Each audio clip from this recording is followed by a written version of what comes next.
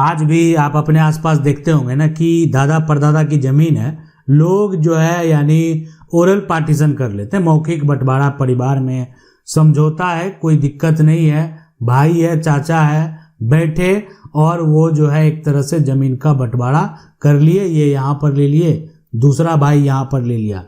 लेकिन दादा परदादा की जमीन का जिसका भी मौखिक बंटवारा हुआ है, अब उसको क्या करना है, यानी अगर आपके साथ ऐसा हुआ तो अब आप क्या करेंगे, वर्तमान में आपको क्या करना है। अब देखें बहुत लोग क्या करते हैं, जमीन का पंचनामा भी बनवाते हैं, मौखिक तौर पर ही सारा कुछ हुआ, यानी जमीन का वो जो है अपने से डिवाइड कर लिए और सहमति है फिर भी पंचनामा बना लिए, और फिर जो है मौखिक तौर पर ही जो एक तरह से उनका बंटवारा हुआ था उन सभी को पंचनामा पर दर्ज करा लिए। आखिरकार देखें, अगर आपका कभी भी मौखिक बंटवारा हुआ है तो क्या कानून इसको मान्यता नहीं देता है, यानी अगर आपने जमीन मौखिक तौर पर आपस में ही अलग अलग कर लिया तो क्या वर्तमान में उसका कोई वैल्यू नहीं है।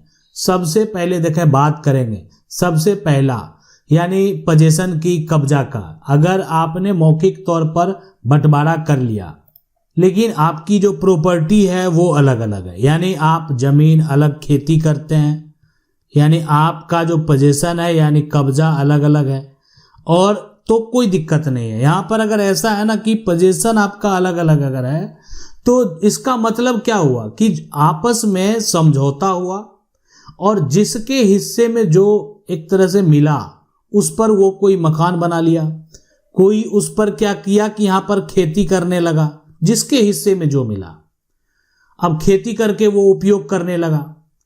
तो आखिरकार अगर आपका कब्जा अलग अलग है, आप अलग अलग जगह पर रहते हैं, तो किसी प्रकार का कोई भी हिस्सेदार अगर दोबारा आकर दावा करे तो आपके पास एक सबसे बड़ा प्लस पॉइंट है, यानी आप कब्जे में। होता है ना कि जमीन अभी भी अलग अलग तो बांट लिए, जमीन दादा परदादा के नाम से ही चलता आ रहा है, अरे खतियानी जमीन था, सब भाई बांट लिए, लेकिन जमीन का जो रसीद है वो अभी भी दादा के नाम से ही कट रहा है।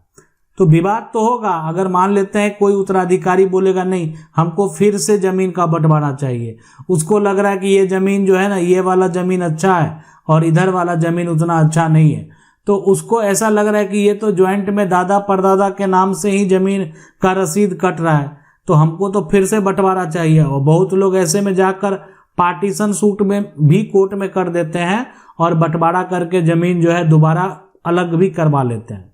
लेकिन यहाँ पर ठीक है, कोई पार्टीशन सूट कर दे, कोई दावा कर दे, लेकिन यहाँ पर सबसे पहले आपका जो पोजीशन है वो अलग अलग बहुत दिनों से आप जो है खेती कर रहे हैं या उस पर मकान बनाए। दूसरा बात जो होता है, आपने मौखिक तौर पर ही सारा कुछ किया, लेकिन यहाँ पर आपके पक्ष में गवाह होने चाहिए। ये ऐसे गांव के गवाह होने चाहिए, यानी आप जिस जगह पर हैं उस जगह के गवाह, आसपास के गवाह होने चाहिए। आपके यहाँ पर पंचायत से अगर बिलोंग करते हैं या अगर यहाँ नगर पालिका है वहाँ से आप बिलोंग करते हैं तो वहाँ के गवाह होने चाहिए, या आपके कोई यहाँ पर बात करें तो रिश्तेदार भी हो सकते हैं, रिश्तेदार भी हो सकते हैं। तो ये सभी लोग जो है गवाह के तौर पर जाएंगे, बताएंगे अगर विवाद होता है कि ये जो है ना जमीन पहले से बटा हुआ, ये सभी लोग अलग अलग है। और बहुत सारे लोग तो मकान भी बना लिए हैं और मकान बनाकर रहते भी हैं, बहुत सारा जो खेती वाला जमीन है वो भी अलग अलग है। लेकिन इसमें आखिरकार समस्या ये उत्पन्न हुआ कि एक हिस्सेदार जो है वो दोबारा से जमीन का बंटवारा करने को बोल रहा है, जबकि पहले ही पूर्वज के द्वारा जमीन का बंटवारा हो चुका है। तो ये गवाह भी बेहद जरूरी है जो आपके आसपास के लोग के हों। लेकिन अब देखें ये सबसे महत्वपूर्ण बात, राजस्व रिकॉर्ड, यानी ये जो तीसरा पॉइंट है ये सबसे महत्वपूर्ण है। ये इसलिए महत्वपूर्ण है कि कई बार लोग यहाँ पर मौखिक जो बंटवारा करते हैं, यानी मौखिक बंटवारा कर लिए लेकिन राजस्व रिकॉर्ड में नाम को दर्ज नहीं कराए, यहाँ पर इनका नाम दर्ज नहीं है।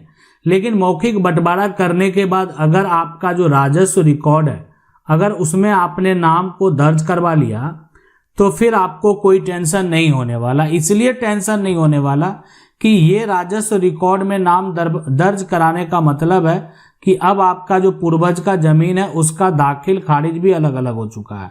यानी मौखिक बंटवारा हुआ, लिखित तौर पर आपने जो है फिर जमीन का दाखिल खारिज जो है वो अलग अलग करवा लिए।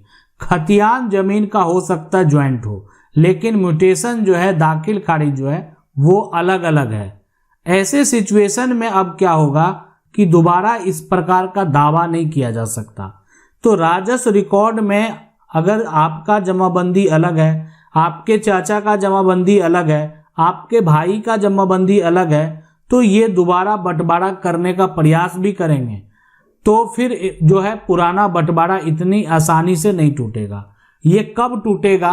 जब किसी हिस्सेदार का हक को जो है मारा गया होगा, यानी किसी हिस्सेदार के हक को बेचा गया होगा। तो ऐसे सिचुएशन, ऐसे कंडीशन में, या किसी हिस्सेदार के साथ जो है भेदभाव किया गया होगा। तो ऐसा कंडीशन जो है ना कि आप किसी का जमीन है, अब उसको जमीन जो है सही से आप क्या किए, कम जमीन दे दिए, या किसी हिस्सेदार का जमीन था उस जमीन को आप जो है बेच दिए। तो ऐसा सिचुएशन, ऐसा कंडीशन अगर उत्पन्न होगा तो फिर जो है ये बंटवारा जो है यानी फिर से बंटवारा हो जाएगा, पुराना बंटवारा टूट जाएगा। अगर आपने दाखिल खारिज करवा लिया, अलग अलग करवा लिया, उससे कोई मतलब नहीं है। संपत्ति ये खतियानी है और खतियान के आधार पर सभी लोगों का समान अधिकार है। और अगर सभी लोगों का समान अधिकार है और आप ये सोच रहे हैं कि हम तो म्यूटेशन करवा लिए हैं, अब जिसका जो बेचा है ना, जो बेचा है या जिसका गया है वो जाने। तो ऐसे सिचुएशन में यानी जो हिस्सेदार है वो अगर दावा करता है कोर्ट में, तो जितने भी ये दाखिल खारिज हुए हैं सभी का जो है एक तरह से रद्द होगा और साथ में पुनः जो है आप जमीन का बंटवारा होगा। इसलिए कि देखें, किसी का शेयर आप नहीं ले सकते हैं, वो किसी भी हालत में आपको देना होगा। और अगला जो पॉइंट है यानी ये फोर्थ जो है कि लंबे समय तक यहाँ पर जो है आचरण।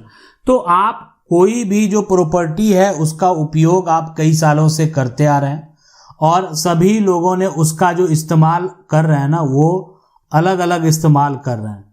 तो सभी लोगों का जो इस्तेमाल है वो अलग अलग है, लेकिन यहाँ पर जो नाम है वो ज्वाइंट है। यानी ज्वाइंट क्या है? ज्वाइंट है खाता, ज्वाइंट है यहाँ पर जमीन का खेसरा, और संयुक्त तौर पर यानी जो पूरा इस पर नाम दर्ज है, यहाँ पर संयुक्त नाम दर्ज है। इसमें ऐसे कंडीशन होते हैं कि इसमें ज़्यादा विवाद उत्पन्न होता है। यानी सभी का नाम दर्ज है, अब कोई हिस्सेदार अगर मतभेद हुआ तो आपके आगे की प्रॉपर्टी को बेच दिया, जबकि ये उनका शेयर नहीं बनता था, लेकिन नाम सभी का दर्ज था। आपका पोजीशन अलग अलग होते हुए भी ऐसा लोग कर देते हैं। तो इसलिए आपको क्या करना है, पंचनामा जरूर बनवा लेना। ठीक है, बंटवारा करने के बहुत सारे तरीके, आपने मौखिक बंटवारा किया, लेकिन एक कागजात मौखिक तौर पर तैयार कर लेंगे। मौखिक तौर पर पंचनामा आपने तैयार कर लिया, उसमें आपने अपने हिस्से की सारी प्रॉपर्टी मेंशन कर दी। उसके बाद जो एक तरह से गांव के पंचायत के लोग हैं, सरपंच हैं, आप उस पर से क्या करेंगे, सिग्नेचर ले लेंगे और एक वंशावली लगा देंगे। उसके बाद इसको क्या करेंगे, आप ऑनलाइन अप्लाई भी कर देंगे, ताकि आपका म्यूटेशन भी यानी जो रेवेन्यू रिकॉर्ड है ना, राजस्व रिकॉर्ड है, उसमें आपका नाम दर्ज हो जाए। इससे होगा कि ये डिसाइड हो गया कि पंचनामा के आधार पर सभी लोगों ने जमीन का नामांतरण अलग अलग कराया और साथ में सभी लोग पंचनामा में ये भी डिक्लेयर कर देते हैं कि मेरा पोजीशन भी अलग अलग है, और उस पोजीशन को भी डिक्लेयर करते हैं कि उनका पोजीशन कहाँ पर है। तो ये है पूरा परिवार का यानी ज्वाइंट अगर प्रॉपर्टी है, मौखिक बंटवारा आप किए हैं, तो मौखिक बंटवारा के बाद आने वाली समस्या, और अगर आप मौखिक बंटवारा किए हैं तो आपको क्या कर लेना चाहिए जो कि आपको भविष्य में या आपके बच्चे को भविष्य में किसी प्रकार का कोई दिक्कत जो है ना हो। देखें, अगर आप सुप्रीम कोर्ट का फैसला यानी ओरल पार्टीशन को लेकर हो गया, जमीन के खतियान को लेकर हो गया, जमीन का कब्जा को लेकर हो गया, अगर देखना चाहते हैं तो आप हमारे प्लेलिस्ट में जाएंगे, वहां पर प्लेलिस्ट में आपको दिखेगा सुप्रीम कोर्ट का फैसला, यानी कानून की 99 में जाएंगे, वहां पर प्लेलिस्ट मिलेगा सुप्रीम कोर्ट का फैसला। उसमें हम सुप्रीम कोर्ट के फैसले, हाई कोर्ट के फैसले को स्टोरी के टाइप से बताए हुए हैं। आखिर विवाद कहाँ का है, क्यों विवाद हुआ, केस नंबर और जजमेंट के बारे में भी बताए हुए हैं। अब वो जाकर आप देख सकते हैं। अगर आपको किसी प्रकार का कोई भी समस्या है तो आप सवाल भी पूछ सकते हैं कमेंट के माध्यम से, और हम वीडियो के माध्यम से जो है जवाब भी देने का प्रयास करेंगे। आशा करते हैं वीडियो अच्छा लगा होगा। वीडियो को लाइक जरूर कर दें। चैनल को पहली बार देख रहे हैं सब्सक्राइब करके जो बेल आइकन है उसको जरूर दबा लें। मिलते हैं अगले वीडियो में, तब तक के लिए जय हिंद।